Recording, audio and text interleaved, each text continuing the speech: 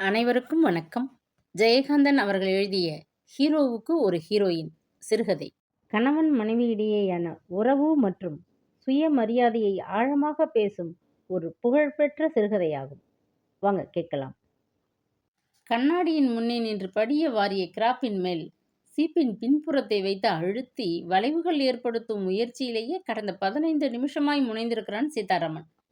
Hair oil, ஸ்டெனோ, powder, scent ஆகியவற்றின் கலவை மனம் ஒரே நெடியாய் கமழ்கிறது அந்த அறையில். கண்ணாடிக்கு பக்கத்தில் அந்த சிறிய மேஜை மேல் அவனது அலங்கார சாதனங்கள் நிறைந்து கிடக்கின்றன. அவற்றின் நடுவே அவனது ஷேவிங் செட் சுத்தம் செய்யப்படாமல் அப்படியே சோப்பு நுரையுடன் கிடக்கிறது.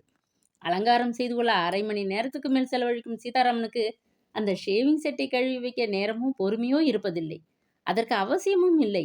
அப்படிப்பட்ட காரியங்களை எல்லாம் செய்வதற்குத்தான் தவம் கிடந்து வந்தவள் போல் அதோ காத்து நிற்கிறாளே மதுரம். மதுரத்துக்கு தன் கணவன் சீதாராமனை பற்றி உள்ளூர எத்தனையோ விதமான பெருமைகள். காஃபி டம்ளருடன் காலை நேரத்தில் அவன் கட்டில் அருகே நின்று எழுப்பும்போது இவ்வளவு நேரம் தூங்கும் கணவனை பார்த்து ஒரு வகை பெருமிதம். வேலைகளையெல்லாம் முடித்துவிட்டு குழாயடியில் நின்று கொஞ்சமும் மடிப்பு களையாத அவனது சட்டைகளை மீண்டும் ஒரு முறை துவைக்கும் போது அதிலிருந்து தண்ணீரில் நனைந்து அகப்படும் சிகரெட் பாக்கெட்டை எடுத்து பார்க்கும்போது தன் எதிரே இல்லாத கணவனை எண்ணி சிரித்த முகத்தோடு கண்டிருக்கிறாளே, அப்பொழுது ஒரு வகை பூரிப்பு. ஒவ்வொரு நாளும் ஆபீஸுக்கு புறப்படும் போது ஒரு கர்ச்சிஃபை கொடுத்து முதல் நாள் கொடுத்த கர்ச்சிஃப் என்னவாயிற்று என்று கேட்கையில் அவன் அசடு வழியே சிரிக்கிறானே, அப்பொழுது ஒரு மகிழ்ச்சி. 2 குழந்தைகளுக்கு தகப்பனான தன் கணவனின் இது போன்ற பொறுப்பில்லாத செயல்களில் அலுப்போ சலிப்போ இல்லாமல் ஒவ்வொரு நாளும் பூரிப்பும் பெருமிதமும் கொண்டு தொடர்ந்து பணிவிடை புரிகிறாளே, இதன் ரகசியம்தான் என்ன? 2 உள்ளங்களுக்கு தெரிந்த எந்த விஷயமும் ஒரு ரகசியமாகாது. ஆகவே அது அவளுக்கு மட்டும்தான் தெரியும். ஆம், அவனுக்கு கூட தெரியுமா என்பது சந்தேகம்தான். அது பற்றிய ஞானமோ சிந்தனையோ இருந்தால் தன் அருகே நின்று பார்த்து பார்த்து பூரித்து போகும் அவளது உழைப்பையும் பணிவிடைகளையும் பெற்றுக்கொண்டு தன் போக்கில் போய்கொண்டிருக்க முடியுமா அவனால்? ஆனால் அவனது போக்கை அலட்சியம் என்று கருத மாட்டாள் மதுரம். அவன் எப்பொழுதுமே அப்படித்தானாம். அவனது நடை, பேச்சு, பார்வை, தோரணை எல்லாமே மிடுக்காக கம்பீரமாக இருப்பதால் ஒரு அலட்சியம் போல் தோன்றுமாம். அவனை பற்றி அவளுக்கு ரொம்ப தெரியுமாம். சீதாராமன் மகா அதிர்ஷ்டசாலி என்று அவன் ஆபீஸில் வேலை செய்கிறவர்கள் கூறுவது அவன் மனைவியை பற்றி இவ்வளவும் தெரிந்ததனால் அல்ல. ஆபீஸில் ஹீரோ சீதாராமன் என்றுதான் எல்லோரும் அவனை அழைப்பார்களாம். அவன் ஆபீஸ் ரிக்ரியேஷன் கிளப் நாடகங்களில் நடிப்பான். ஹீரோவாகத்தான் நடிப்பான். அந்த தகுதி அவனை தவிர வேறு யாருக்கும் இல்லை என்று அவனும் நினைக்கிறான். ஆபீஸில் உள்ள மற்றவர்களும் சொல்கிறார்கள். ஹீரோ சீதாராமனுக்கு இருக்கும் அழகுக்கும் அதிர்ஷ்டத்துக்கும் அவனுக்கு நிச்சயமாக சினிமாவில் ஒரு சான்ஸ் அடிக்கத்தான் போகிறதாம். அந்த ஆபீஸில் தான் ஒரு குமாஸ்தாவாக இருப்பதில் தன்னால் ஆபீஸுக்கே ஒரு பெருமை என்ற தோரணையுடன் தான் அவன் தனது இருக்கையில் உட்கார்ந்திருப்பான். வேலை ஏதும் செய்யாமல் அசட்டு சிரிப்பும் அட்டகாச பேச்சுமாய் அவன் அரட்டை அடித்துக் கொண்டிருப்பதை எல்லோருமே அனுமதிக்கிறார்கள். வேலை ஏதும் செய்யாமல் பேசி கொண்டிருக்கும் அவனிடம் முதுகு ஒடிய உட்கார்ந்து எழுதி கொண்டே பல்லிழித்து பேசி கொண்டிருப்பதில் மற்ற குமாஸ்தாக்களுக்கெல்லாம் ஒரு சுகம். அங்கே வேலை செய்யும் ஜூனியர் கிளார்க்குகள், கல்யாணமாகாத தனிக்கட்டைகள் கூட 2 குழந்தைகளுக்கு தகப்பனும் கிட்டத்தட்ட 40 வயதானவனுமான சீதாராமனை போல் உடை அணிந்து கொள்ளவும் சினிமா பார்க்கவும் செலவுகள் செய்யவும் முடியவில்லையே என்று ஒருமுவதும் உண்டு.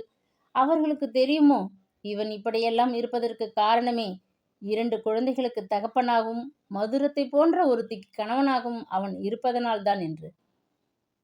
ஹீரோ சீதாராமனை பொறுத்தவரை வாழ்க்கையும் உத்தியோகமும் குடும்பமும் மனைவியும் எல்லாமே ரொம்ப அலட்சியமாகத்தான் இருக்கின்றன.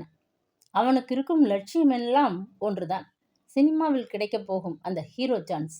அவன் ஆபீஸில் சம்பளம் வாங்கி கொண்டு அதில் தன்னை ஒரு நவயுக வாலிபனை போல் அலங்கரித்து கொண்டு திடீரென்று ஒரு நாள் வரவிருக்கும் அந்த சினிமா சான்ஸுக்காக காத்திருப்பவனாகவே தன் இருக்கையில் அமர்ந்திருக்கிறான்.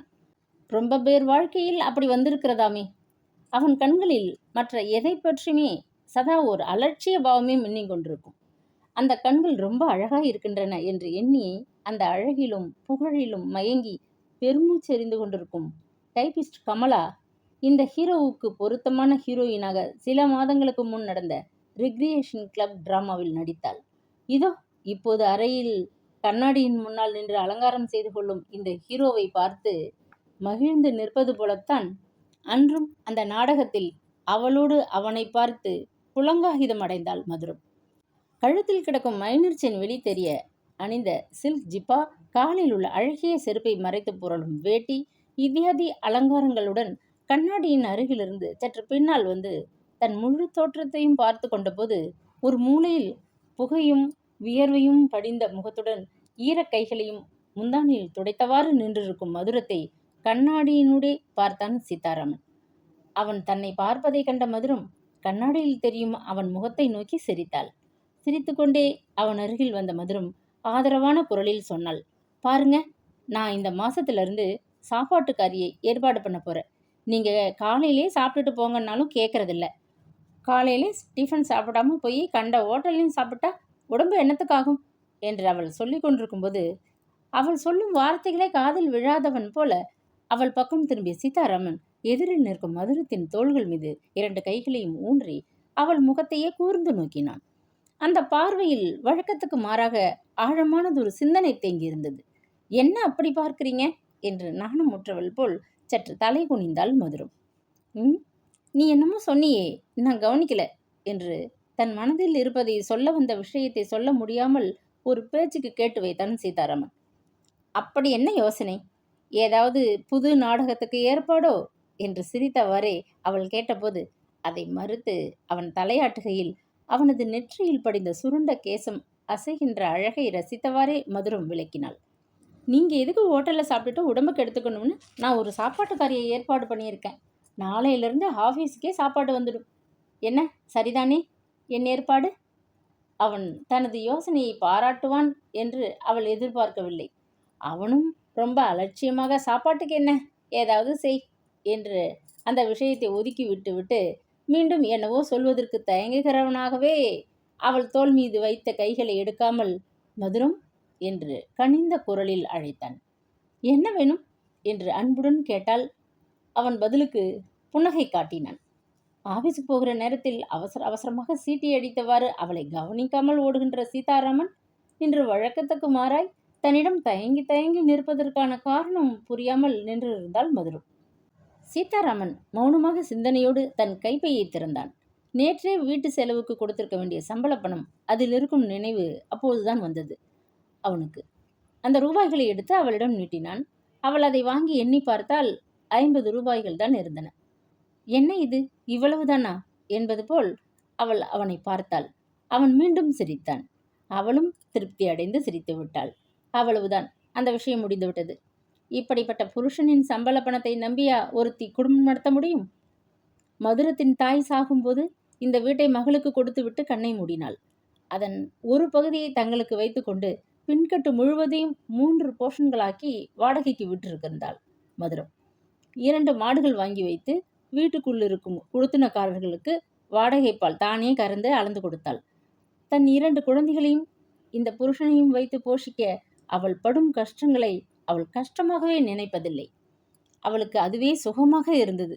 170 ரூபாய் சம்பளத்தை இவர் என்னதான் பண்ணுகிறார் என்று ஒரு நினைப்பு உள்ளே எழுந்தாலும் ஆண் பிள்ளைகளுக்கு எவ்வளவோ செலவு, போகட்டும் என்று அந்த புன்னகையிலேயே எல்லாவற்றையும் மறந்து விடுகிறாள் மதுரம்.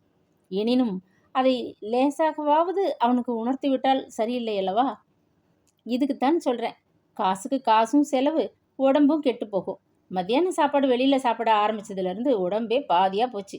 நாளையிலேருந்து சாப்பாட்டுக்காரியை நான் ஏற்பாடு பண்ணிடுறேன் என்று அவள் திரும்ப திரும்ப அந்த ஒரு விஷயத்தையே கூறுவதை கேட்டதும் சலிப்புற்ற அவன் திடீரென பொறுமை இழந்து கத்தினான். சரி சரி, அதுதான் ஒரு தடவை சொன்னியே, நீ அனுப்புறதையே திங்கிறேன். இனிமே ஹோட்டலுக்கு போய் தின்னு தொலையலை, சரிதானே என்று கத்திக்கொண்டே புறப்பட்டான் சீதாராமன். தான் சொன்னதை தப்பாக எடுத்துக்கொண்டு அவன் போவதைக் கண்டு ஆஃபீஸுக்கு புறப்படுகிற நேரத்தில் அவனுக்கு கோபம் வருவது போல் தான் நடந்து கொண்டதை எண்ணி எண்ணி மதுரம் கண் கலங்கி நின்றாள். ஆனால் கோபித்து கொண்டு வேகமாய் வெளியேறிய சீதாராமன் வழக்கத்திற்கு மாறாக அவள் ஆச்சரியம் கொள்ளும் விதத்தில் அறை வாசலில் ஒரு வினாடி நின்றான். அந்த ஒரு வினாடியில் அமைதியடைந்து திரும்பி பார்த்தான். மதுரம் கலங்கிய கண்களுடன் தலை குனிந்து நின்றிருந்தாள். அவன் அவள் அருகே வந்து அவள் தோளை நெருக்கி அணைத்து ஒரு சிறு குலுக்களுடன் கேட்டான், என் மீது வருத்தமா? மதுரத்துக்கு மேலும் மேலும் வியப்பாக இருந்தது. எனக்கு என்னத்துக்கு வருத்தம் என்று நனைந்த இமைகளுடன் சிரித்தாள் மதுரம். தன் கணவன் ஏதோ ஒரு காரியத்துக்காக தான் இவ்வளவு பீடிகையும் போடுகிறான் என்று உணர்ந்த அவள், என்னிடம் காரியம் சாதிக்க இதெல்லாம் எதற்கு என்று யோசித்தவளாக கையில் இருந்த ரூபாய் நோட்டுகளை வெறித்து பார்த்தவாறு நின்றிருந்தாள். மது, மது, உள்ளே வாயேன், உன்கிட்ட ஒரு விஷயம் என்று ஒரு வகை பொய் குதூகலத்துடன் அவள் தோள் மீது போட்ட கையுடன் அவளை அணைத்தவாறு அறைக்குள் வந்தான் சீதாராமன். அவளை அழைத்த போதும் அறைக்குள் நுழைந்த போதும் இருந்த ஆர்வமும் வேகமும் திடீரென்று தணிந்து ஆழமான யோசனை வயப்பட்டவனாய் கட்டிலின் மீது அமர்ந்தான் அவன். என்ன விஷயம் சொல்லுங்கோ என்று அவன் எதிரே இடுப்பில் கைகளை ஊன்றி நின்ற மதுரம் கேட்டபோது அவள் கைப்பிடியில் அந்த ரூபாய் நோட்டுகள் இருந்தன. அதைத்தான் அவன் கேட்கப் போகிறான். இந்தாங்க என்று கொடுத்து விடலாம் என்று தயாராய் நின்றிருந்தாள் அவள். ஒண்ணுமில்ல, நான் ரொம்ப யோசித்து பார்த்துதான், அதனால உனக்கும் கூட நல்லதுதான் என்று சொல்ல வந்த விஷயத்தை சொல்ல முடியாமல் அவன் தவிப்பதைக் கண்டு ஒரு புன்னகையுடன் அவன் பக்கத்தில் நெருக்கமாய் உட்கார்ந்தாள் மதுரம். என்னத்தை இப்படி மென்னு மென்னு முழுங்குறீங்க? என்ன வேணும் என்று அவன் மோவாயை தன் பக்கம் திருப்பினாள். கேட்டதே தருகிறேன் என்று நம்பிக்கை தரும் நல் உணர்ச்சி அவள் கண்களில் மின்னியது. அவன் அப்பொழுதும் மௌனமாய் தலை குனிந்து இருப்பதை கண்டதும், சரி சரி, எனக்கு வேலை கிடக்கு என்று கொஞ்சம் பிகுவுடன் எழுந்தாள். இரு இரு இரு என்று அவள் கையை பிடித்து அருகே இழுத்து அவளை தழுவி கொண்ட சீதாராமன் உணர்ச்சி வயப்பட்டவன் போல அவள் முகத்தருகே குனிந்தான். மது, நீ சொல்வியே, என் சந்தோஷம்தான் உன் சந்தோஷம்னு நிஜந்தானே என்று கேட்கையில் அவனது சுவாசம் அவள் கன்னத்தை தகித்தது. அதுக்கு இப்ப என்ன? ஆபீஸ்க்கு புறப்படுற நேரத்துல சட்டையெல்லாம் கசக்கிக்கிட்டு என்று அவன் பிடியிலிருந்து விலக முயன்றாள் மதுரம். அவள் மனதுக்குள், இந்த மாசம் ஐயா ரொம்ப தாராளமா செலவு பண்ணிட்டார் போல இருக்கு. கையில இருந்த பணத்தை ஒப்புக்கு காட்டிட்டு திரும்பவும் வாங்குகிறதுக்கு இவ்வளவு சாகசமா? ஓ, இந்த 50 ரூபாய் இல்லாட்டித்தான் என்ன? கஷ்டத்தோட கஷ்டமா நான் கவனிச்சுக்குவேன். இவர் தயங்குகிறதையும் கெஞ்சறதையும் பார்த்தா பாவமா இருக்கு. சரி, இப்படி சம்பளம் பூரா என்னதான் செலவு பண்றார் என்று எண்ணினாலும் ஒரு ஆண் பிள்ளையை, அதுவும் புருஷனை, அவன் சம்பாதிக்கும் பணத்தை பற்றி அப்படி கணக்கு கேட்பதற்கு தனக்கு அதிகாரம் இல்லை என்றும் அப்படி கேட்பது அழகில்லை என்றும் அவள் உணர்ந்த பண்பினால் ஒரு துயரத்துடன் அவனை பார்த்து சிரித்தாள். அவன் அவளது காதோரத்தை உதடுகளால் லேசாக ஸ்பரிசித்தவாறு சொல்லிக் கொண்டிருந்தான். நீ ஒரு உதவி செய்யணும். உதவின்னா அது எனக்கு செய்யற உதவி மட்டும் இல்லை. அதனால தான் தயக்கமா இருக்கு. உனக்கு தான் தெரியுமே, எங்க ஆபீஸ் டைபிஸ்ட் கமலா இல்ல? கமலா என்று கூறுகையில் தொண்டை அடைத்து கொண்டது அவனுக்கு. யாரு, உங்க ஹீரோயின் கமலாவா என்று கேலியாக விசாரித்தாள் மதுரம். இந்த மனுஷன் பண்ற செலவு போதாதுன்னு அவளுக்கும் இவளுக்கும் வேற கைமாத்து கொடுக்கறது போல இருக்கு. எல்லாம் வீண் ஜம்பம் என்று மனதுக்குள் முனகி கொண்டாள். அதே நேரத்தில், உங்கள் ஹீரோயின் கமலாவா என்று கேட்ட தன் கேள்விக்கு அவனிடமிருந்து ஒரு பதிலையும் எதிர்பார்த்தாள் மதுரம். அன்று நாடகம் முடிந்து வீட்டுக்கு வந்ததும், எப்படி நம்ம ஹீரோயின் என்று மதுரத்தை அவள் கேட்டபோது, கேள்வி பாரு, நம்ம ஹீரோயினா என்று மதுரம் பொய் கோபத்தோடு முகம் திருப்பி கொண்டவுடன், மது, நாடகத்துல அவள் எனக்கு ஹீரோயின், வாழ்க்கையில எனக்கு நிஜமான ஹீரோயின் நீதானே என்று சொன்னானே. அந்த பதிலைத்தான் மீண்டும் ஒருமுறை எதிர்பார்த்து இப்பொழுது அவள் அவ்விதம் கேட்டாள். ஆனால் அவனோ பதில் ஏதும் சொல்லாமல் எதையோ சற்று நேரம் தலை குனிந்து யோசித்து, அவளுக்குத்தான் இன்னைக்கு மதியானம் அவ வருவா. இங்கே நீயே அவ கேட்குற உதவியை தாராள மனதோட செய்யணும். எனக்காக செய்வியா? அவள் உன்னைத்தான் நம்பி இருக்கா. அந்த உதவிக்கு தகுந்த மாதிரி உன்கிட்ட அவள் நடந்துக்குவா. பாவம், அவ ரொம்ப நல்லவ, அவளுக்கு யாரும் இல்லை என்று அவன் இவ்வளவு கரிசனையுடன் கேட்கும்போது அந்த கரிசனை மதுரத்துக்கு பிடிக்கவில்லை. கொஞ்சம் எரிச்சல் கூட வந்தது. சரி சரி, அவள் வரட்டும், உங்களுக்கு நாழி ஆகலையா என்று பேச்சை மாற்றினாள் மதுரம். அப்போ நான் வரட்டா என்று அவளிடமிருந்து பிரியா விடைபெற்று செல்கிறவன் போல் அவன் வெளியேறினான். மதுரத்துக்கு ஒன்றுமே புரியவில்லை. அவள் மனதில் அன்று நாடகத்தில் சீதாராமனின் ஹீரோயினாக நடித்த கமலாவின் குழந்தை முகம் தோன்றியது. இவருக்கு ஏன் அவளுக்கு கடன் கொடுக்க இவ்வளவு கரிசனை என்ற கேள்விக்கு எழுந்த பதில்களை எல்லாம் எண்ணி, சீச்சி, நான் எவ்வளவு மோசமாக ஒரு பெண்ணை பற்றி நினைக்கிறேன் என்று தன்னைத்தானே கடிந்து கொண்டாள். அது அவள் சுபாவம். தன் புருஷன் விவகாரமாகட்டும், வீட்டு பிரச்சனையாகட்டும், குழந்தைகளின் தொல்லையாகட்டும், எல்லாவற்றுக்கும் ஏதோ ஒரு வகையில் ஒரு சமாதானம் தேடிக்கொள்ள முடியும் அவளால். இல்லாவிடில் இது போன்ற நினைவுகளிலேயே அவள் நின்றிருக்க முடியுமா? இன்னும் 1 மணி நேரத்தில் அவளுக்கு 2 பெண் குழந்தைகளும் பள்ளிக்கூடத்திலிருந்து பசியோடு ஓடி வந்து நிற்குமே! சோப்பு பவுடரில் ஊற வைத்த கணவனின் குழந்தைகளின் துணிமணிகளை எல்லாம் அலசி போட வேண்டுமே! அடுப்பில் உலை கொதித்துக் கொண்டிருக்கிறதே! மாடுகளுக்கு தீவனம் வைக்க வேண்டுமே! எவ்வளவு வேலைகள் இருக்கின்றன! என்ற மலைப்பும் வேலைகளைச் செய்ய வேண்டும் என்ற துடிப்பும் பிறந்தது அவளுக்கு. உடனே அவள் மற்ற எல்லாவற்றையும் மறந்தாள். முதல் வேலையாக கணவன் அப்படியே போட்டுவிட்டு போன ஷேவிங் செட்டை எடுத்துக்கொண்டு பாத்ரூமை நோக்கி போனாள் மதுரம். மதியானம் 2 மணிக்கு மேல்தான் மதுரத்துக்கு சிறிய ஓய்வு. அந்த 1 மணி நேரத்துக்கும் குறைவான சந்தர்ப்பத்தில்தான் ஹாலின் நடுவே பின்கட்டு வாசற் கதவுக்கு நேராக நன்றாக காற்று வரக்கூடிய வழியில் வாசற்படியில் தலை வைத்து முந்தானியை விரித்து படுப்பாள். கொஞ்ச நேரத்திற்கெல்லாம் போதும் போதும் என்றாகிவிடும். எழுந்து போய் முகம் கழுவி கொண்டு வந்து தலைவார உட்கார்ந்து கொள்வாள். அந்த நேரத்தை விட்டால் அவளுக்கு தலைவாரி கொள்ளும் சந்தர்ப்பமே இல்லாமல் போய்விடும். அதனால் என்னவென்று இருந்துவிட முடிகிறதா அவளால்? சாயங்காலம் அவர் வரும்பொழுது என்னதான் வெட்டி முறிக்கும் வேலை கிடந்தாலும் தலை ஒரு வேஷம், துணி ஒரு வேஷம் போய் நின்றால் உருப்படுமா? அதற்காகத்தான் 3 மணிக்கே தனது அலங்காரத்தை முடித்துக் கொள்வாள் மதுரம். அதற்கு என்ன அர்த்தம்? அவன் வருகையை 3 மணியிலிருந்தே எதிர்பார்க்கிறாள் என்பதுதானா? 4 மணிக்கு பூக்காரி வருவாள். அது வாடிக்கை. 2 பெண் குழந்தைகள் இருக்கின்றனவே, அவர்களுக்கும் சேர்த்துத்தான் வாங்குகிறாள். ஆனால் அவர்களுக்காகவே வாங்குவதாக சில சமயங்களில் சொல்லிக் கொள்கிறாளே, அது அவ்வளவு உண்மையல்ல. பொழுது சாய்ந்ததும் அவள் வாசற்படியில் வந்து வந்து பார்த்துவிட்டு திரும்பிக் கொண்டிருப்பாள். அவன் காலையில் அலங்காரம் செய்து கொண்டு போகும்போது பரட்ட தலையும் அழுக்கு துணியுமா நின்று கொண்டிருந்தாளே, அவள்தானா இவள் என்று வீட்டுக்குள் நுழைந்தவுடன் ஒரு வினாடி நின்று அவன் பார்க்க வேண்டாமா? அவன் பல சமயங்களில் அவளை கவனிக்காமலே போவான். அவள் அந்த அலட்சியத்தை பொருட்படுத்த மாட்டாள். சில சமயங்களில் அவளது அலங்காரத்தைக் கண்டு அவன் சிரிப்பான். அந்த கேலியை அவள் புரிந்து கொள்ள மாட்டாள்.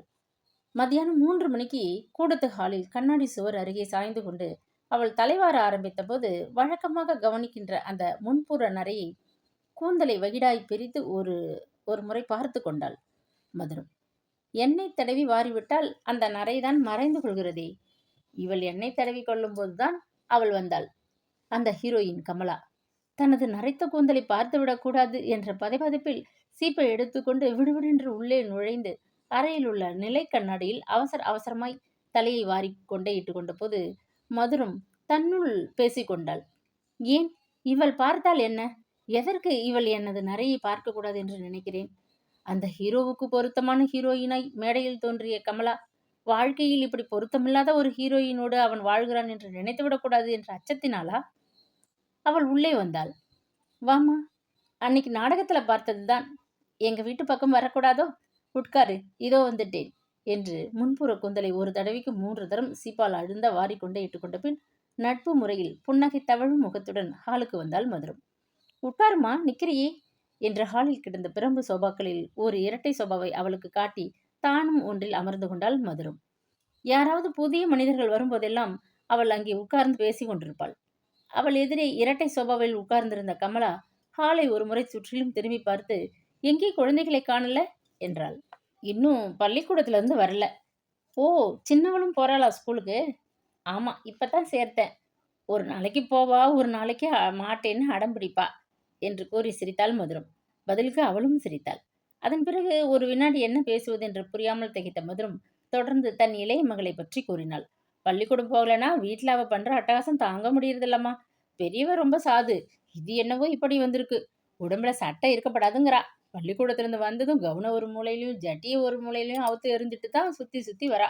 நானும் எவ்வளவோ அடிச்சு பார்த்தாச்சு என்று சிரிப்பிற்கிடையே விவரித்தாள். குழந்தைதானே என்று கூறியவாறே தன் கைப்பையில் இருந்த ஒரு பிஸ்கெட்டின் 2 பெரிய சாக்லேட் பாக்கெட் முதலியவற்றை எடுத்து சோபாவின் மேல் வைத்தாள் கமலா. கடன் கேட்க வந்தவள் இதையெல்லாம் ஏன் வாங்கி வந்திருக்கிறாள் என்று யோசித்தாள் மதுரம். முதல் தடவை வீட்டுக்கு வரும்போது வெறுங்கையோட வரலாமா என்று எதிலுமே ஒரு சமாதானம் தேடிக்கொள்ளும் தன் இயல்புக்கேற்ப யோசித்துக் கொண்டிருந்த மதுரம், இதெல்லாம் எதுக்குமா, வீண் செலவு தானே என்றாள். நீங்க என்ன அக்கா, யாரோ விருந்தாளி கிட்ட சொல்ற மாதிரி சொல்றீங்களே என்று உரிமையான பாவனையில் மதுரத்தை பார்த்தாள் கமலா. மதுரம் நன்றி கலந்த புன்னகையுடன் கமலாவை அவளது அலங்காரத்தை, உடை மூஸ்தரை, கூந்தல் அலங்காரத்தை எல்லாம் தங்க நகையை எத்தனை மாற்று என்று எடை போடும் பொற்கொள்ளன் மாதிரி பரிசீலித்துக் கொண்டிருந்தாள். நடுவில் ஒருமுறை உள்ளே எழுந்து போய் காப்பிக்கு அடுப்பு மூட்டிவிட்டு மீண்டும் வந்து உட்கார்ந்து கொண்டாள். இவ்வளவு நேரமாய் வந்த காரியத்தை பேச கமலா தயங்கிக் கொண்டிருப்பதை கண்டதும் தானே ஆரம்பித்தாள் மதுரம். அவர் காலையிலே சொல்லிட்டு போனார் என்றதும் கமலா முகத்தில் ஒரு மாற்றத்துடன், "என்ன சொல்லிட்டு போனார்?" என்று கேட்டாள். "ஒண்ணுமில்ல. நீ வருவேன்னு சொன்னார்." "ம். அப்புறம்? உனக்கு யாருமே இல்லன்னு சொன்னாரே!" "நான் அவர்கிட்டயே கேட்கணும்னு நெனச்சேன். நேரம் இல்ல அப்போ. ஆமா, நீ இப்போ யார் வீட்ல இருக்க? சொந்த ஊர் எது? தாய் தகப்பன் இல்லாட்டியும் சொந்தக்கார மனுஷாள் இருப்பாங்க இல்ல?" என்று அடுக்கடுக்கான விஷயத்தை 2, 3 கேள்விகளுக்குள்ளே திணித்து விட்டாள் மதுரம். கமலா மதுரத்தின் கேள்விகளுக்கு உடனே பதில் சொல்லிவிடவில்லை. ஒரு நிமிஷம் மௌனமாய் தலை குனிந்து உட்கார்ந்திருந்தாள். குனிந்த தலை குனிந்து குனிந்து தாழ்ந்தது. கழுத்து நரம்புகள் புடைத்து புடைத்து விம்மின. காதோரம் சிவந்தது. அவள் தலை நிமிர்ந்து பார்த்தபோது கமலாவின் கண்கள் கலங்கி சிவந்திருப்பதைக் கண்ட மதுரம் திகைத்தாள். நாம் ஏதாவது தப்பாக கேட்டுவிட்டோமோ என்ற அச்சத்துடன் அவள் அருகே வந்து, "ஏம்மா வருத்தப்படுற?" என்று ஆறுதலாக கேட்டாள் மதுரம். "என் கூட பிறந்த சகோதரியைப் போல நினைச்சுதான் உங்களை பார்க்க வந்தேன்" என்று உணர்ச்சியால் அடைத்த குரலுடன் கூறி அதற்கு மேல் சொல்ல முடியாமல் உதட்டை கடித்துக் கொண்டாள் கமலா.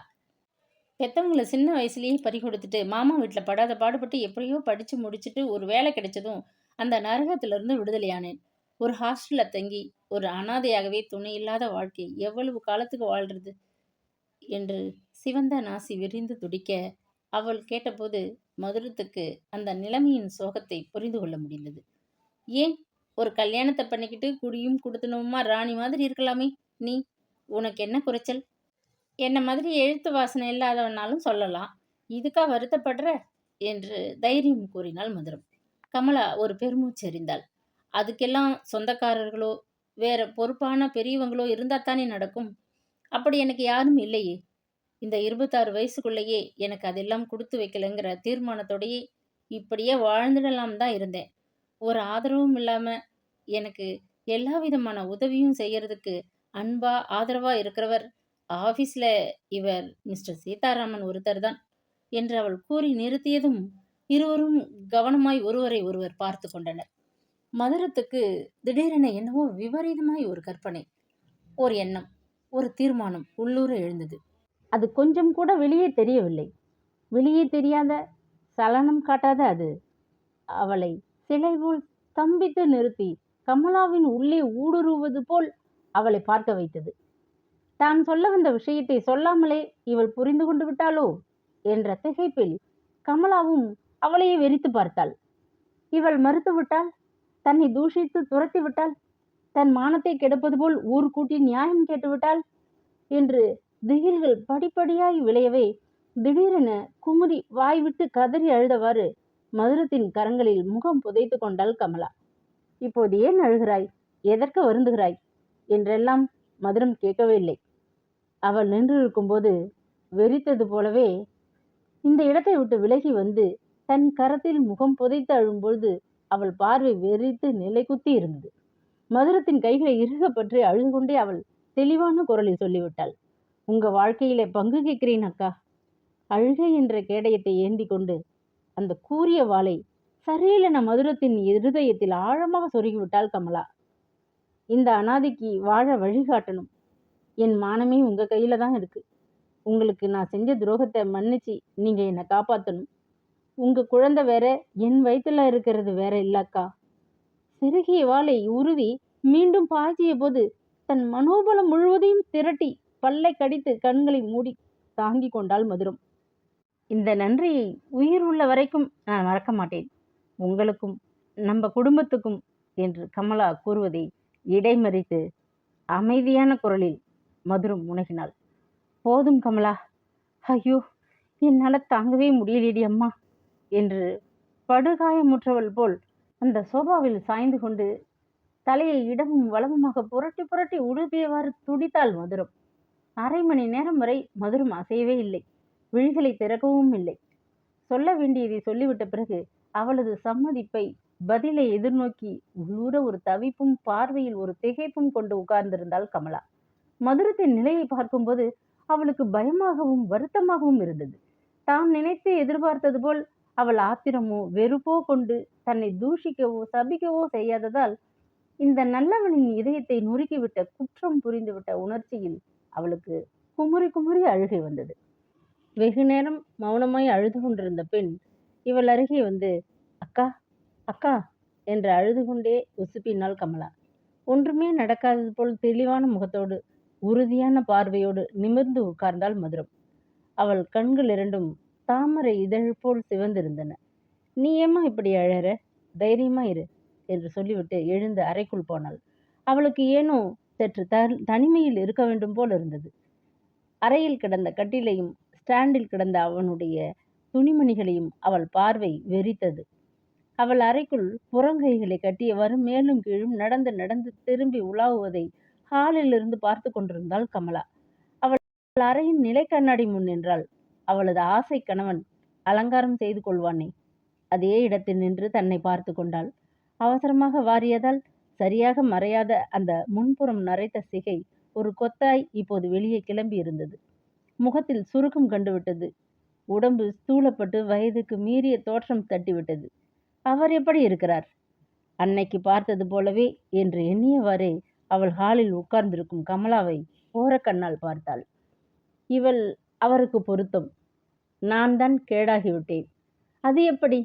அவரை விட வயது குறைந்த நான் எப்படி அவரை விட கிழமானேன்?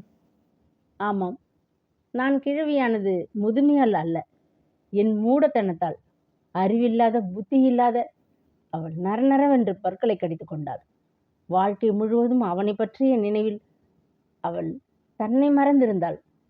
அவன் அலங்காரம் செய்து கொண்டு இளமையோடு திகழ்வதை பார்த்து கொண்டு நிற்கின்ற போதே தான் முதுமையடைந்து கொண்டிருப்பதை அவள் அறியாமல் போனாள். அவள் அவற்றையெல்லாம் இப்பொழுது சிந்தித்து பார்த்தாள். அவள் மனதில் இப்பொழுது குடைந்து கொண்டிருந்த உணர்ச்சி தன் புருஷனை வேறு ஒருத்தி அபகரித்து கொண்டாளே என்பதல்ல, தான் எவ்வளவு ஏமாளியாய் ஒரு பொய்யை நம்பி வாழ்க்கையின் இனிய பகுதிகளையெல்லாம் வீணாயும் விழலுக்கு இறைத்த வேதனையாயும் மாற்றிக்கொண்டோம் என்ற கசப்பான உண்மை அவளை ஒரு வெறிச்சி போல் விழிக்க வைத்தது. அவள் நின்று நின்று பெருமூச்செறிந்தாள். வாயால் பேச வார்த்தை இல்லை. எனினும் பேசினாள். குடும்பத்தின் சுமையெல்லாம் நான் சுமந்து கொண்டால் ஏன் தலை நரைக்காது? அவரை போல ஒரு கவலையும் இல்லாமல் இருந்தேனா? எல்லாவற்றுக்கும் குறுக்கே நின்று நான் பாதுகாத்தால் அவர் என்றைக்குமே ஹீரோவாக இருக்க மாட்டாரா என்ன? எனக்குத்தான் என் நினைவே இல்லை. எனக்கு அவர் நினைவே போதும். அவருக்கு அப்படியா? அவர் நினைவுக்கு நான் போதுமா? ஹ, எவ்வளவு பெரிய மோசடி, எவ்வளவு மோசமான சுரண்டல்! வாழ்ந்ததை நினைத்தால் உடலை புரட்டுகிறதுடி அம்மா. சி, இனிமேல் அவர் முகத்தை பார்க்கும் பாவம் எனக்கு வேண்டாம். அந்த கெட்ட சொம்பனம் தீர்ந்தது என்றெல்லாம் வாய்விட்டு முனகி கொண்டாள். அவள் நேரே ஹாலுக்குள் வந்து கமலாவின் எதிரே உட்கார்ந்து அவளை அனுதாபத்தோடு உற்று பார்த்துவிட்டு சொன்னாள். கமலா, உன் தலையெழுத்துக்கு நான் என்ன செய்ய முடியும்? நீ என் வாழ்க்கையிலே பங்கு கேட்கிற. நான் வாழ்ந்தேனா என்ன? நான் உன்னை கையெடுத்து கும்பிட்டு கேட்கிறேன். தயவு செய்து முழுக்க எடுத்துக்கோ. 15 வருஷம் நான் அவரோட வாழ்ந்தவ. இந்த பெரிய கணக்குக்கு விடை பூஜ்யம்னு இப்பதான் தெரிஞ்சிருக்கு. ஓ, நான் என்னென்ன பாடுபட்டிருக்கேன்.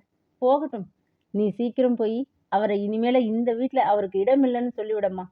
அந்த முகத்தை நான் பார்த்தேன்னா அலறி செத்துடுவேன். துரோகத்தை அனுபவிக்கிறது கூட கஷ்டம் இல்லைம்மா. துரோகியின் சிரிப்பை சந்திக்கிறது ரொம்ப கொடுமை. நானும் என் குழந்தைகளும் யாரையும் நம்பி இல்லைன்னு நீயும் புரிஞ்சுக்கோ. ஆமாம், இந்த 15 வருஷமா அவர் மேலே இருந்த நம்பிக்கையில் நான் வாழ்ந்திருக்கலாம்.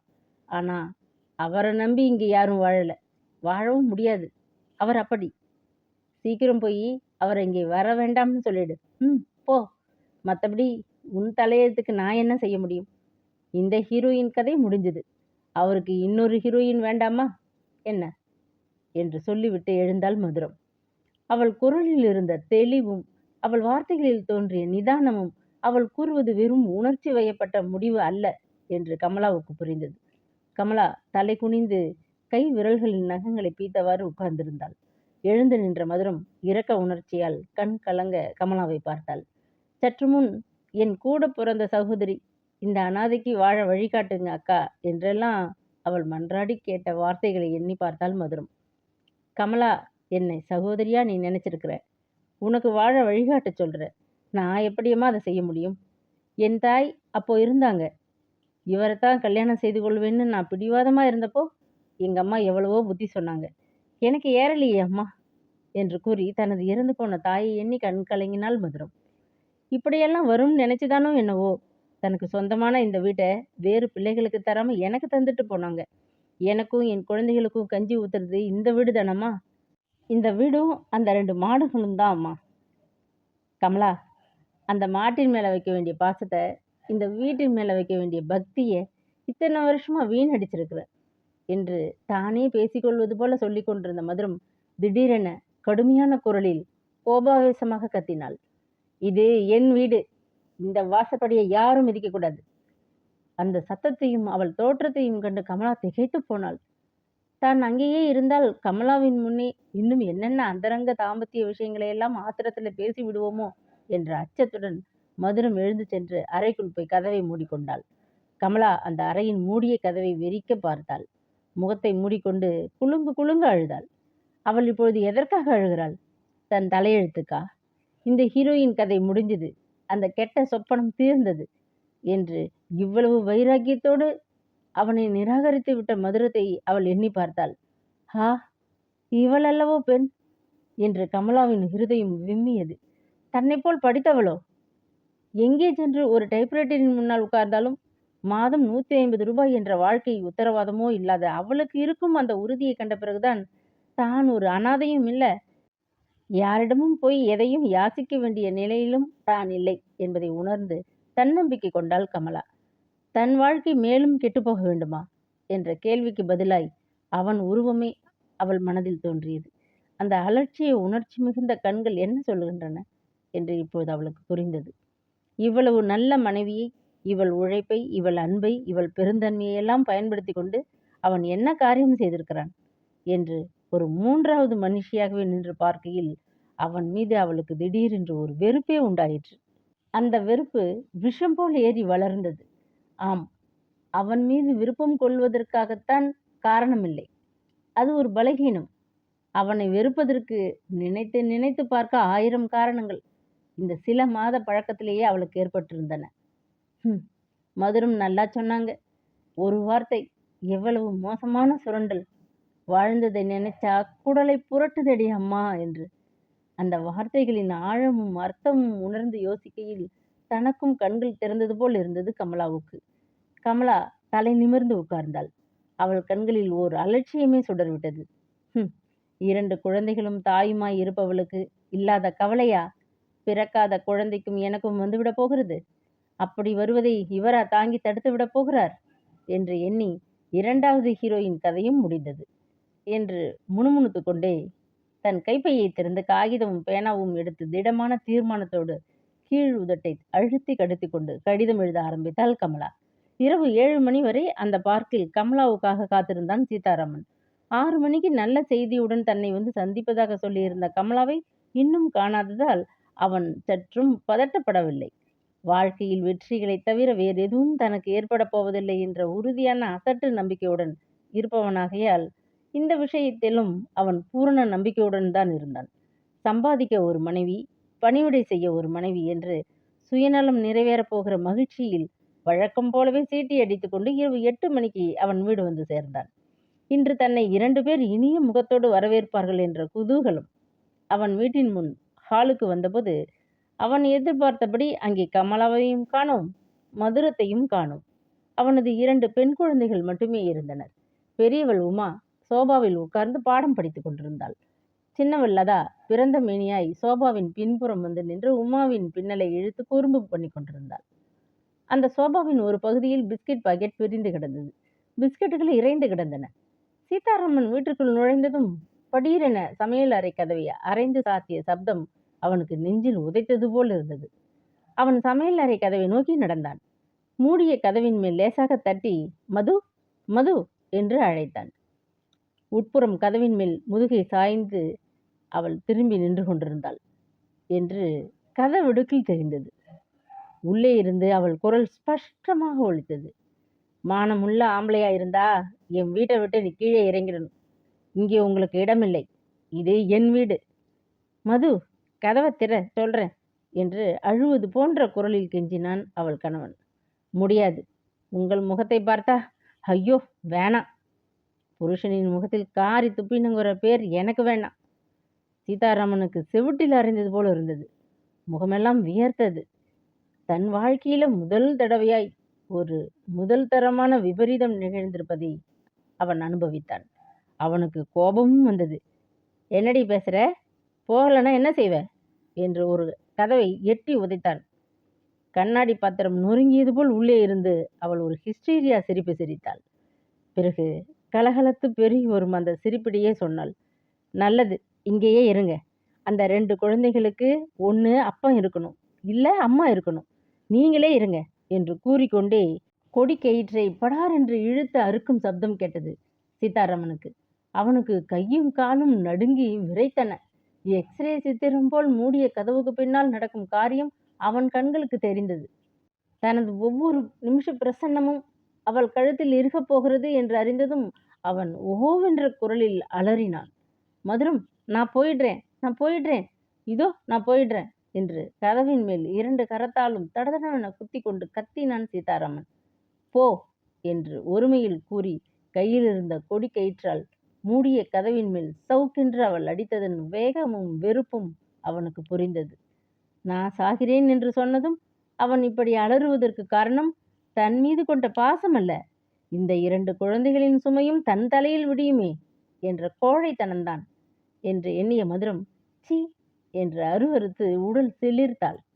இப்போதுதான் முதல் தடவையாக அவளது சுபாவப்படி எந்த ஒரு சமாதானமும் தேடிக்கொள்ளாமல் அவனது பலகீனத்தை பச்சையை அவள் புரிந்து கொண்டாள்.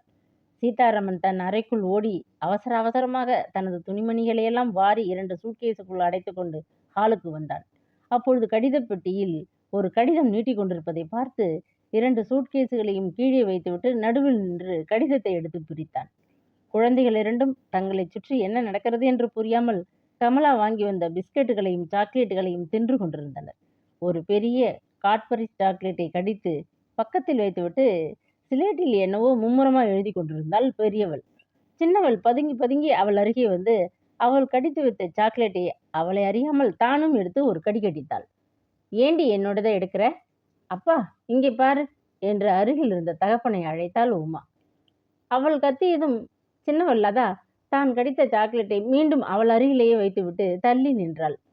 உமா அதை எடுத்து திருப்பி திருப்பி பார்த்து, சீ, எச்சில், எனக்கு வேண்டாம் என்று சின்னவளிடமே அதை திருப்பி கொடுத்தாள். சின்னவள் லதா அதை வாங்கி கொண்டு விழித்தாள்.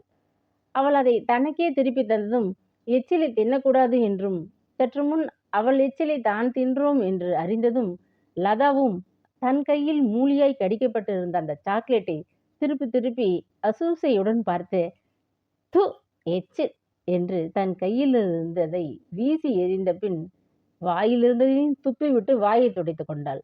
அந்த எச்சில் சாக்லேட் சீதாராமனின் காலடியில் வந்து விழுந்தது. அவன் அதை பார்த்தான். கையில் இருந்த கடிதத்தை பிடித்த பிடியில் கசக்கி எறிந்துவிட்டு தனது சூட்கேஸுகளை 2 கைகளிலும் தூக்கி கொண்டு வாசற்படியில் விடுவிடுவென இறங்கினான். இங்கே வாடி உமா, அப்பா இதோ போறார் என்று கத்திக்கொண்டே பிறந்த மேனியாய் தெரு வாசற்படிக்கு ஓடி வந்தாள் லதா. அவள் பின்னாலேயே உமாவும் வந்து நின்றாள். தெருவில் இறங்கிய சீதாராமன் திரும்பி பார்த்தவுடன் அந்த குழந்தைகள் இருவரும் தங்கள் வழக்கப்படி தலைக்கு மேல் கையை உயர்த்தி அப்பா, டாடா என்று கூவி விரல் அசைத்தனர். சீதாராமனின் கண்களில் சதா ஒரு அலட்சியமே மின்னி அந்த அலட்சியத்தையே ஒரு அணியாக அணிந்து அதுவே ஒரு அழகாக அமைந்து பலர் நடுவே அவனை ஒரு ஹீரோவாக்கிய அதே கண்களில்தான் குளமாய் கண்ணீர் நிறைந்தது. முற்றும். இக்கதையின் நாயகியான மதுரம் தன்னை ஏமாற்றிய கணவன் சீதாராமனை வெறுமனே சகித்து கொண்டு வாழ மறுக்கிறாள். தவறு செய்த கணவனை தைரியமாக விலக்கி வைக்கும் அவளது முடிவு பெண்களின் சுய மரியாதையையும் தனித்துவத்தையும் காட்டுகிறது. திருமண வாழ்க்கைக்கு தேவை வெளிப்புற அழகோ அல்லது பகட்டோ அல்ல, இருவருக்குள் இருக்கும் உண்மையான நேர்மையும் பரஸ்பர மரியாதையும் தான் என்பதை இக்கதை ஆழமாக வலியுறுத்துகிறது. வாழ்க்கையில் ஆண் மட்டும் ஹீரோ அல்ல, அவனது தகுதிக்கு நிகரான சுய மரியாதையும் அறிவும் கொண்ட பெண்ணும் ஒரு ஹீரோயின் தான் என்பதை ஜெயகாந்தன் இந்த முடிவின் மூலம் அழுத்தமாக பதிவு செய்துள்ளார். இக்கதையை கேட்டு ரசித்த அனைத்து உள்ளங்களுக்கும் நன்றி. Please subscribe.